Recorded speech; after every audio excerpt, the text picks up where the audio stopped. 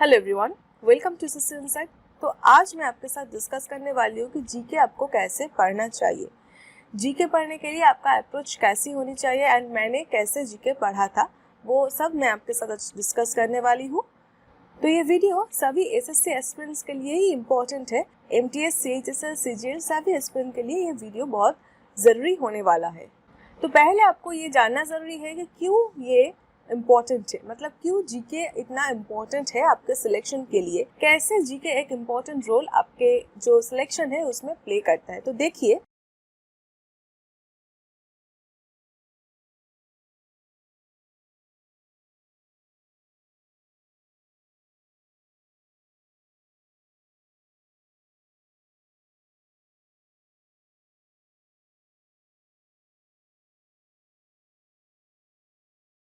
अगर मैं एमटीएस की बात करूं तो एमटीएस में टोटल 100 मार्क्स की एग्जाम होता है। उसमें से जीके रहता है ओनली 25 मार्क्स की। ठीक है, जो 50 मार्क्स का डिस्क्रिप्टिव आता है उसको मैं यहाँ पे ऐड नहीं कर रही हूँ क्योंकि वो तो उसका मार्क्स ऐड नहीं होता है आपके टोटल मार्क्स में। तो इसलिए यहाँ पे मैं बोल रही हूँ जीके आउट ऑफ 100 में से 25 रहता है एमटीएस में। देखिए, सीएचएसएल के लिए क्या बात हुई। सीएचएसएल के लिए तो टोटल जो मार्क्स है वो 300 है क्योंकि 200 मार्क्स का टीयर 1 हो गया एंड उसके बाद टीयर 2 मतलब डिस्क्रिप्टिव 100 मार्क्स का हो गया। तो उसमें से जीके आता है कितना, 50 मार्क्स का। तो टोटल 50 आता है आउट ऑफ 300। अब आता है सीजीएल में। सीजीएल में देखिए टोटल 3 टायर्स की मार्क्स यहाँ पे ऐड होता है। लास्ट ईयर जो सीपीटी है उसका मार्क्स ऐड नहीं होता है। तो टीयर 1 में कितना रहता है, 200 मार्क्स। ओके, टीयर 2 में देखिए 400 मार्क्स एंड डिस्क्रिप्टिव के लिए रहता है 100 मार्क्स। तो टोटल 700 मार्क्स में से सिर्फ 50 रहता है जीके में। ओके, अब ये जो टोटल यहाँ पे मार्क्स है ना, ये जो टोटल मार्क्स है यहाँ पे, इसको आप छोड़ दो। अब ऐसे मत सोचना कि आउट ऑफ 700 में से तो सिर्फ 50 मार्क्स ही आता है सीजीएल में जीके के लिए, तो इतना क्यों इसको इम्पोर्टेंस देना है। तो ये आप टोटल मार्क्स छोड़ दो, आप सिर्फ टीयर 1 को पकड़ो।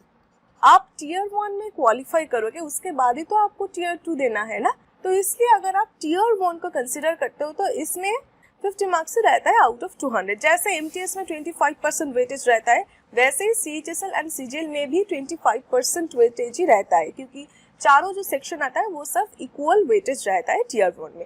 तो इसलिए आपको ये इक्वल वेटेज दे के ही पढ़ना चाहिए।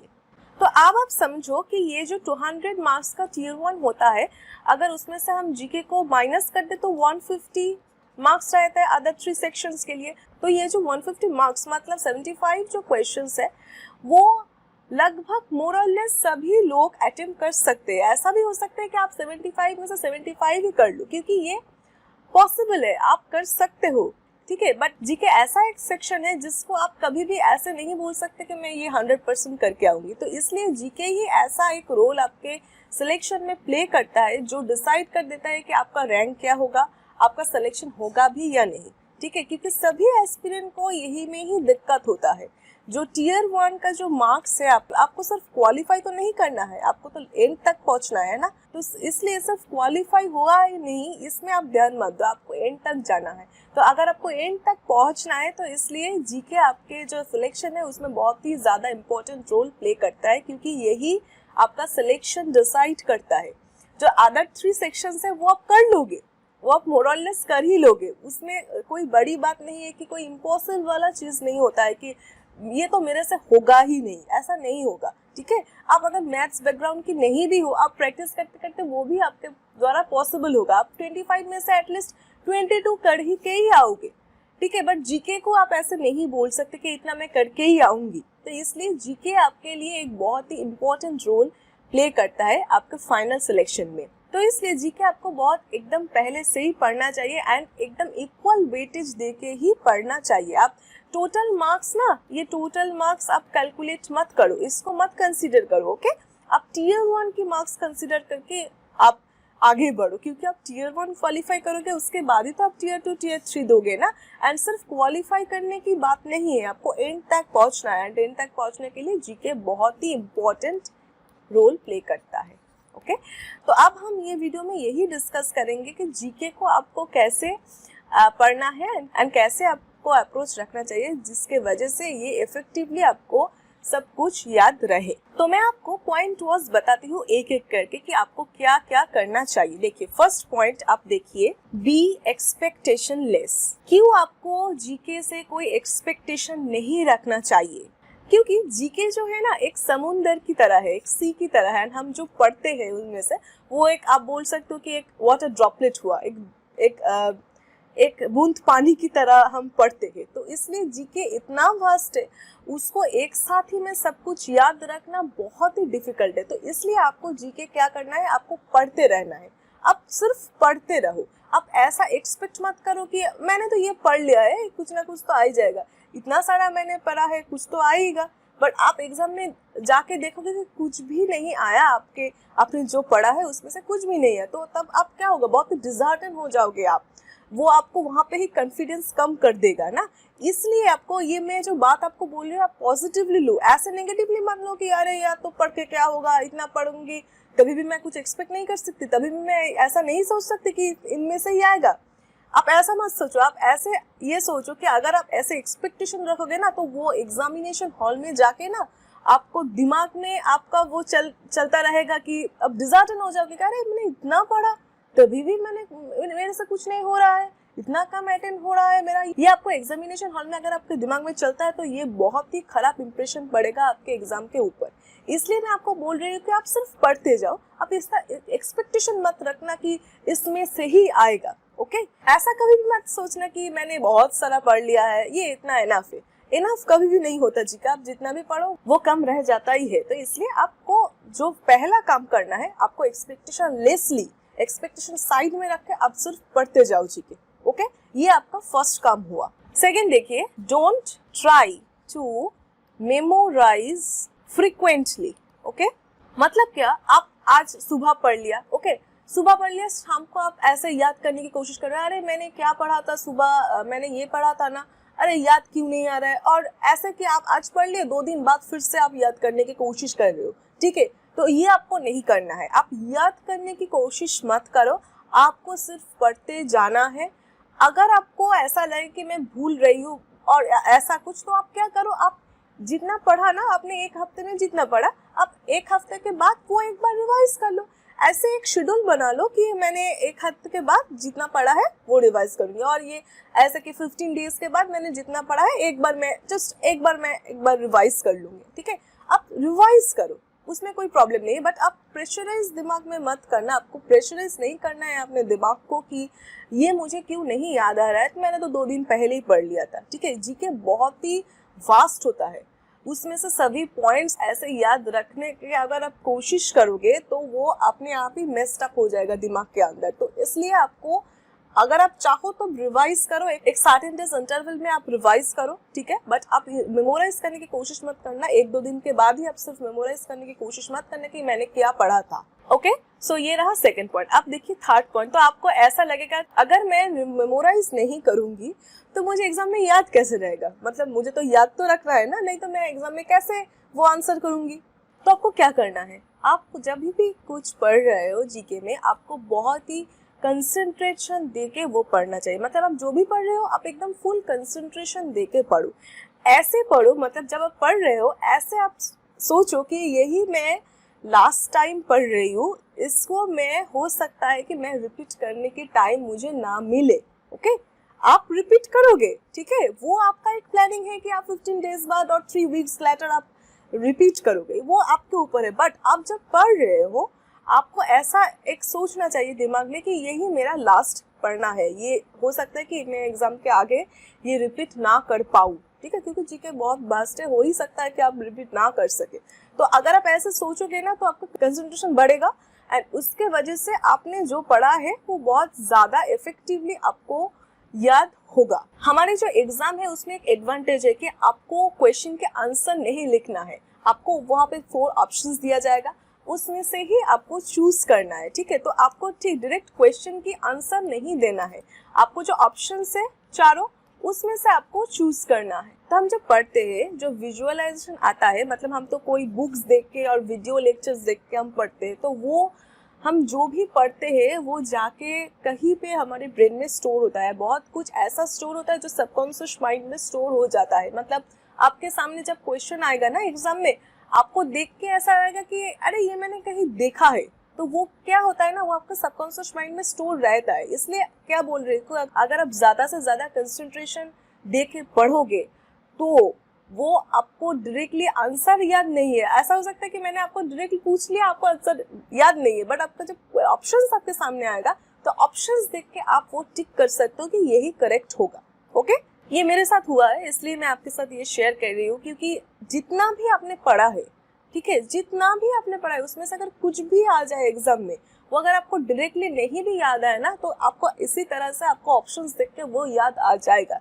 इसलिए आपको ज्यादा से ज्यादा ऐसे मेमोराइज करके प्रेशर डालने की जरूरत नहीं है। आप सिर्फ पढ़ते जाओ, एंड जो भी आप पढ़ना बहुत ही कंसंट्रेशन दे के पढ़ना, ऐसे कि आप ये लास्ट टाइम ही पढ़ रहे हो। ठीक है, अब देखिए फोर्थ जो पॉइंट है वो मैं आपको बताती हूँ कि आपको क्या करना है। आप जो भी पढ़ोगे ना, आपको इंटरलिंक करके पढ़ना है। ठीक है, मतलब एक के साथ एक लिंक करके पढ़ो। कैसे, मैं आपको बताती हूँ। जैसे कि देखो, आपने आज पढ़ लिया कि मॉल्ले मिंटो रिफॉर्म्स जो था वो कब हुआ था, वो 1909 में आया था। ठीक है, आप ये पढ़ लिया, इसके इर्द गिर्द जो भी है आपने पढ़ लिया। ठीक है, 2 दिन बाद आपके सामने फिर से क्वेश्चन आया, क्या, मॉन्टेगू चेम्सफोर्ड रिफॉर्म्स जो था, ये वाला जो रिफॉर्म्स था ये कब आया था, ये 1919 में आया था।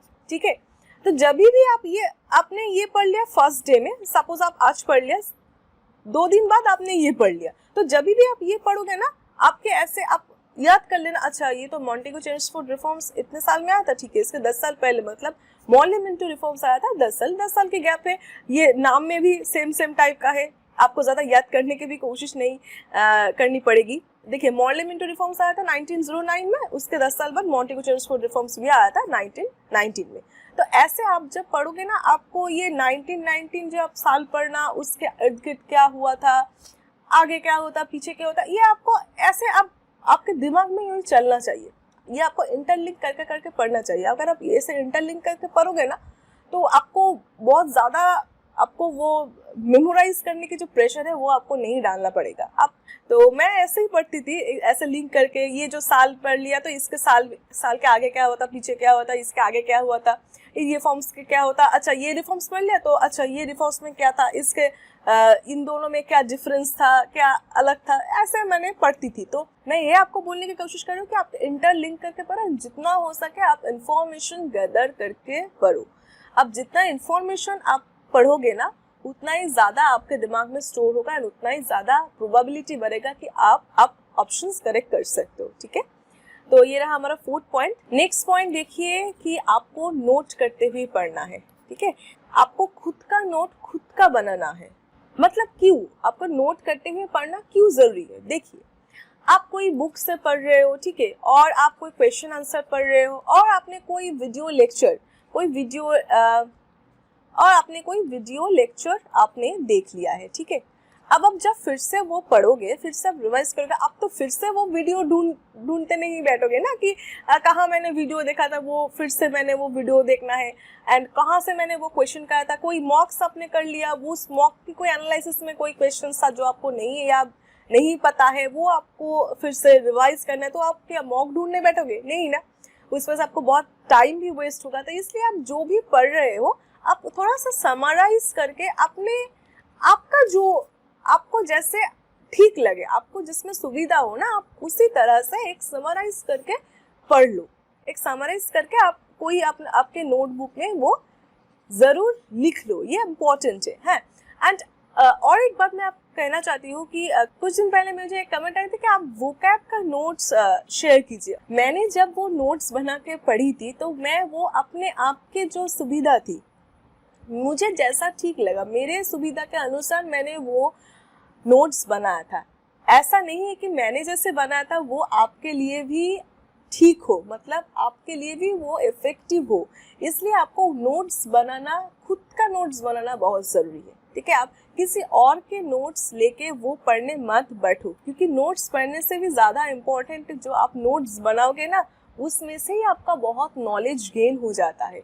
इसलिए आपको नोट्स बनाना भी एक बहुत इम्पोर्टेंट रोल प्ले करता है आपको जीके पढ़ने में। ओके, तो आप खुद का नोट्स बनाओ, किसी और के नोट्स लेके वो मत पढ़ो, आप खुद का नोट्स बना के खुद पढ़ो। क्योंकि मेरे नोट्स पढ़ के मैंने बनाया था, वो पढ़ के मैंने सिलेक्शन लिया है, आप खुद का नोट्स पढ़ के खुद सिलेक्शन लो, ठीक है। क्योंकि सभी का अप्रोच अलग होता है, आप किसी और का नोट्स पढ़ के आपको सुविधा नहीं होगी। इसलिए मैं आपको सजेशन दे रही हूँ कि आप खुद का नोट्स बना, एंड नोट्स बनाना बहुत ज़रूरी है, जो तो मैं ऑलरेडी आपको बता ही चुकी हूँ कि आपको क्यों बनाना है, ठीक है। एंड आपको जो भी आप समराइज करोगे ना, ये आप पॉइंट वाइज, जैसे मैंने अभी भी आपको मॉर्लम इंटू रिफॉर्म्स कहा ना, तो आप ऐसे लिखोगे मॉर्लम इंटू रिफॉर्म्स कब आया था, 1909 में, किसके लिए आया था, क्या रिफॉर्म्स था, उसका क्या एस्पेक्ट था। आप छोटा छोटा पॉइंट बना के आप अपने सुविधा अनुसार वो आप नोट्स बना लो, ठीक है।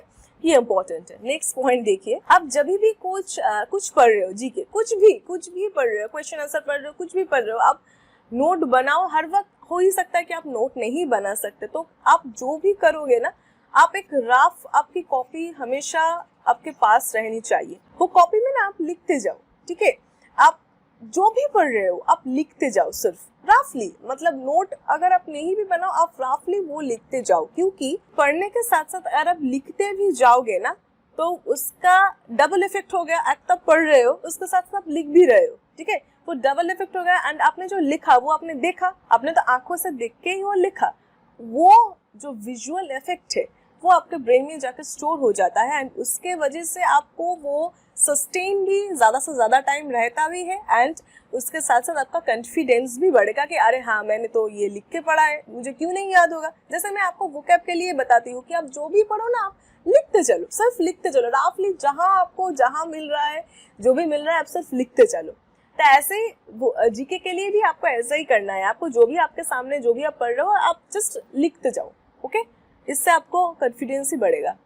तो इसके बाद 7th पॉइंट ये है कि आप जो भी पढ़ो, जैसे मैंने पहले आपको एक बार बोला कि आपको रिवीजन करना है, ठीक है। रिवीजन करना बहुत ज़रूरी है। वो आप 1 वीक के बाद करो और 15 डेज के बाद करो, वो आपके ऊपर है। आप वो रूटीन बना लो कि आपको कैसे रिवाइज करना है, बट आपको रिवाइज करना है क्योंकि इतना वास्ट है। अब जितना पढ़ते जाओगे ना, आप जो आप पहले पढ़ा था वो आप भूल जाओगे, ठीक है। तो इसलिए आपको रिवाइज करना चाहिए। एंड जैसे मैंने आपको बोला कि आप इंटरलिंक करके पढ़ने की कोशिश करो, तो वो भी आप करोगे तो वो भी आपको ज़्यादा इफेक्टिव लगेगा। पढ़ो, आप समझ जाओगे, ठीक है।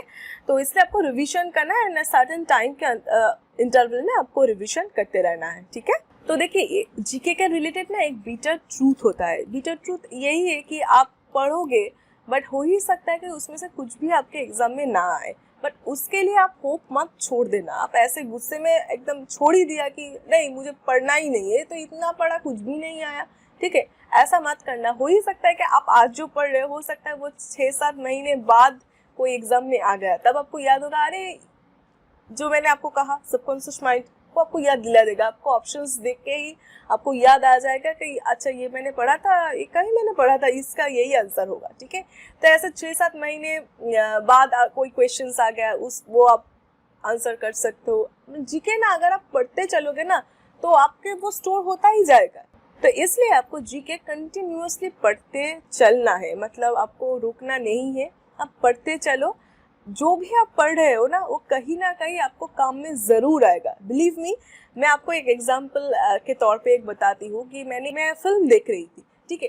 तो फिल्म देखने के टाइम ऐसे कोई हीरो हीरोइन एयरपोर्ट में वो लोग लैंड हुए, तो एयरपोर्ट से वो निकल रहे थे। तो एयरपोर्ट से जब निकल रहे थे, वो बाहर एयरपोर्ट में हर एक एयरपोर्ट का एक नाम होता है ना। जैसे हमारे दमदम, मतलब कोलकाता एयरपोर्ट की जो नाम है नेताजी सुभाष चंद्र बोस इंटरनेशनल एयरपोर्ट, तो हर एक एयरपोर्ट के ऐसे नाम होता है। तो उस एयरपोर्ट का भी जो नाम था वहाँ पे लिखा था। एग्जैक्टली वो कौन सी एयरपोर्ट थी अब तो मुझे याद नहीं है, बट वो जो मैंने देखा था ना, वो नाम, वो मेरा स्टोर हो गया था सबकॉन्शियस माइंड में। मैंने वैसे भी नहीं देखा, मैं तो सिर्फ फिल्म देखने बैठी थी, पढ़ने थोड़ी बैठी थी।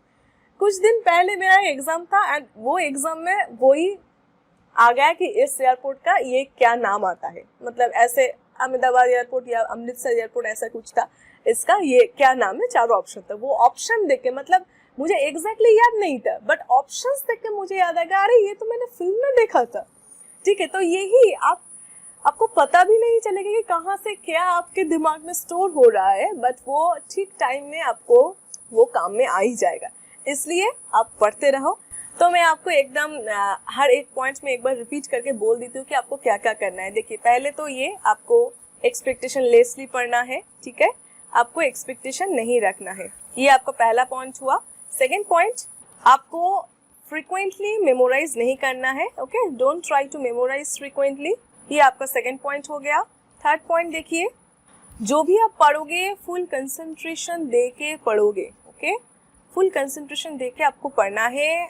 फोर्थ पॉइंट, आप जो पढ़ोगे वो इंटरलिंक करते हुए जाना है, एक के साथ एक आप जोड़ के चलोगे, वो कड़ी आपको जोड़ के पढ़ना है, तभी आपको वो याद रहेगा, ठीक है, ये होगा फोर्थ पॉइंट। फिफ्थ पॉइंट देखिए, नोट डाउन, नोट करते हुए आपको पढ़ना है, जो भी पढ़ रहे हो आप नोट करते हुए पढ़ो। एंड सिक्स देखिए, आपको समराइज करते हुए जाना है, जो भी आप पढ़ रहे हो ऐसे पॉइंट्स के तौर पे आपको नोट करना है, ठीक है। सेवेंथ पॉइंट देखिए, आपको रफली लिख के प्रैक्टिस करना है, ओके। एट्थ देखिए, आपको रिवीजन बहुत जरूरी है, एक सर्टेन टाइम इंटरवल के बाद आपको वो रिवाइज करते हुए जाना है, ठीक है। आशा करती हूँ कि आपने जो मैंने आपके यहाँ पे डिस्कस किया, एक तो रफली मैंने एक जस्ट नोट डाउन कर दिया, आपको पॉइंट आउट कर दिया कि मैंने क्या क्या बोला है, बट इसका बहुत बड़ा एक्सप्लेनेशन मैंने ऑलरेडी दे चुकी हूँ, तो इसलिए मैं आपको यही बोल रही हूँ कि आप जो भी मैंने कहा है वो एक बार गौर से सुनना, क्योंकि ये ज़रूरी है, जीके एक क्रूशियल रोल प्ले करता है,